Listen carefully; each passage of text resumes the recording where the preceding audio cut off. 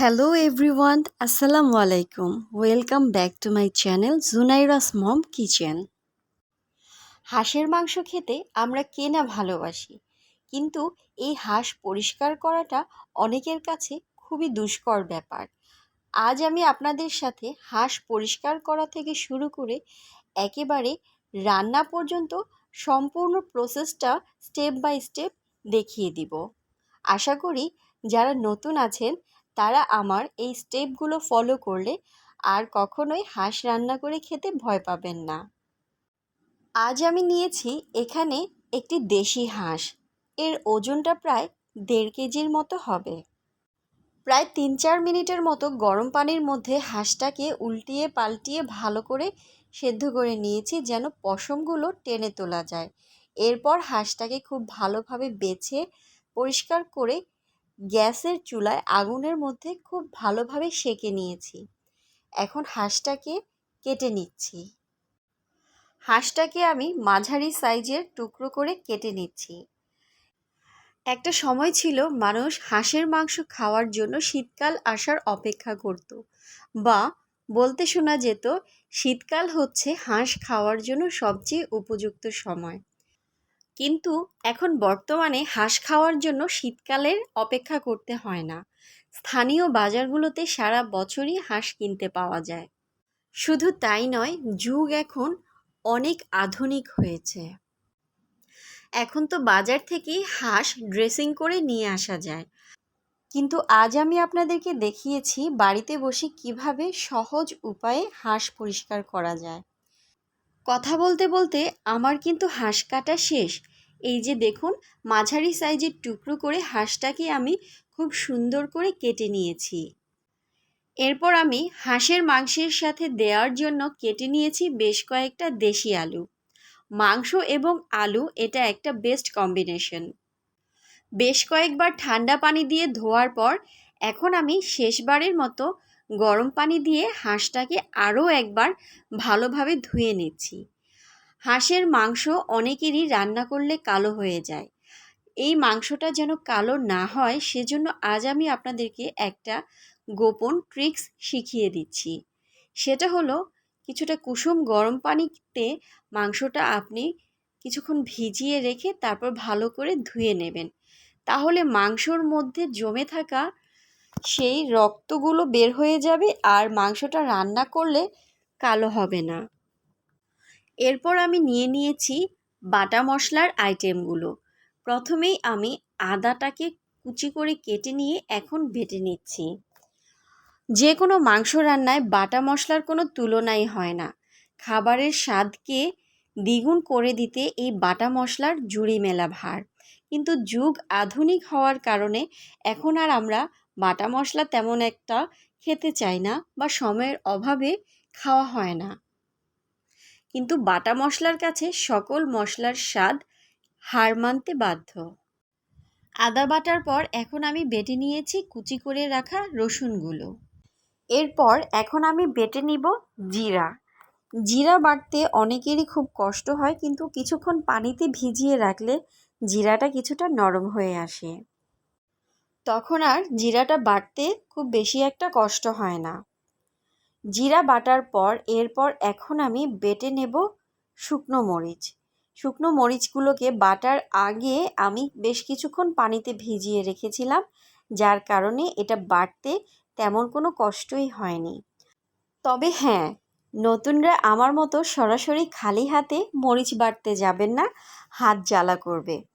আমি বাটতে বাটতে অভ্যস্ত হয়ে গিয়েছি, তাই আমার হাত জ্বালা করেনি। আপনারা এই শুকনো মরিচ বাটার ক্ষেত্রে চামচ ব্যবহার করবেন, তাহলে আর হাত জ্বালা করবে না।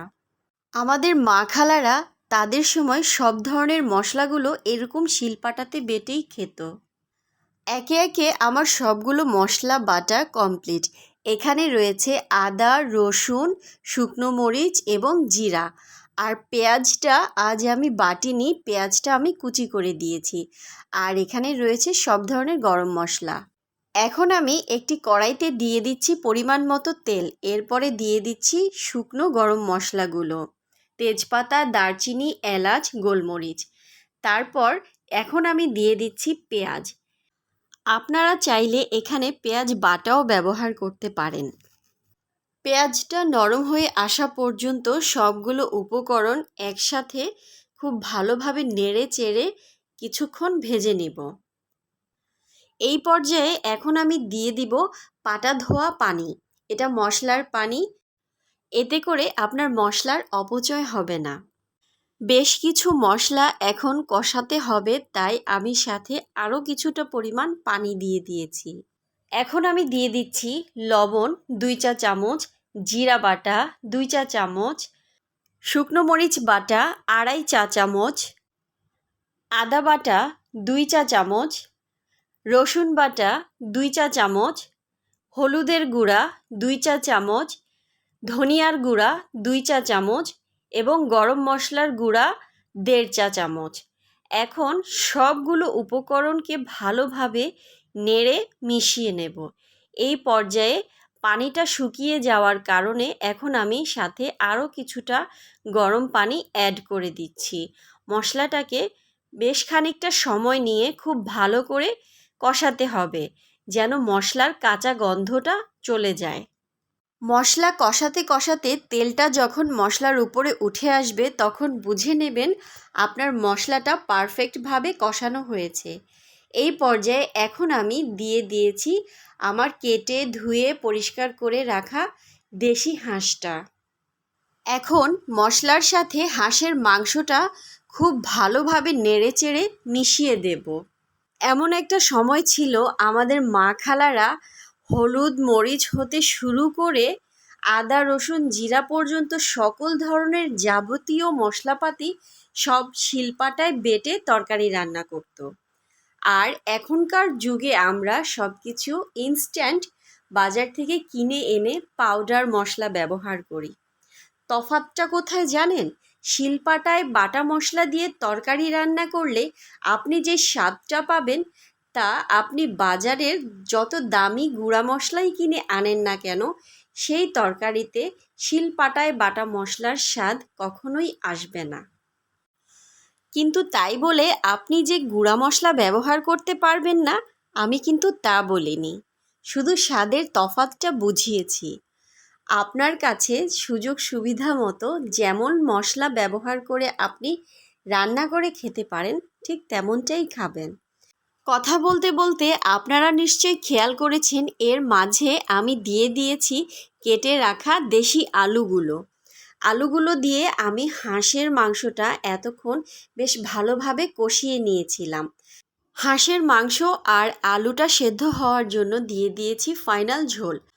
কিছুক্ষণ রান্না হওয়ার পর এখন আমি এই পর্যায়ে দিয়ে দিয়েছি বেশ কয়েকটা কাঁচামরিচের ফালি। রান্নাটা নামানোর আগ মুহূর্তে এখন আমি দিয়ে দিচ্ছি ভেজে তেলে গুঁড়ো করে রাখা জিরা। এই টালা জিরার গুঁড়া ব্যবহার করার জন্য রান্না থেকে খুব দারুণ একটা স্মেল আসবে।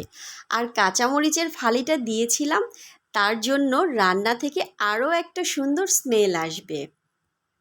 এই তো দেখতে পাচ্ছেন ঝোলটা ঘন হয়ে তেলটা উপরে উঠে এসেছে, অর্থাৎ আমার রান্নাটা এখন কমপ্লিট হয়ে গিয়েছে। তরকারিটা এখন আমি নামিয়ে নেব। তারপর একটি সার্ভিং ডিশে আমি এক এক করে হাঁসের মাংসটা বেড়ে নিচ্ছি। সুপ্রিয় দর্শক, নতুনদের কথা মাথায় রেখে ঘরোয়া পদ্ধতিতে খুবই সহজ উপায়ে কিভাবে আপনি বাড়িতে বসে হাঁস রান্না করে খেতে পারবেন সেটাই আজকের ভিডিওতে দেখানোর চেষ্টা করেছি। আমার ভিডিওটি যদি আপনাদের কাছে ভালো লেগে থাকে এবং পরবর্তীতে এইরকম রান্নার আরও সুন্দর সুন্দর ভিডিও পেতে আমার চ্যানেলটি সাবস্ক্রাইব করে আমার পাশে থাকবেন। এবং যারা এখনও আমার ফেসবুক পেজ জুনাইরাস মম পেজটিকে ফলো করেননি, তাদেরকে আমার পেজটি ফলো করার অনুরোধ রইল। রান্না করতে আমরা সবাই পারি, কিন্তু সঠিক উপকরণ এবং সঠিক পরিমাপ না জানার কারণে অনেক ক্ষেত্রেই অনেকের রান্নাটা স্বাদ হয় না। আশা করছি আমার আজকের ভিডিওর মধ্যে আমি সব কিছু দেখাতে পেরেছি।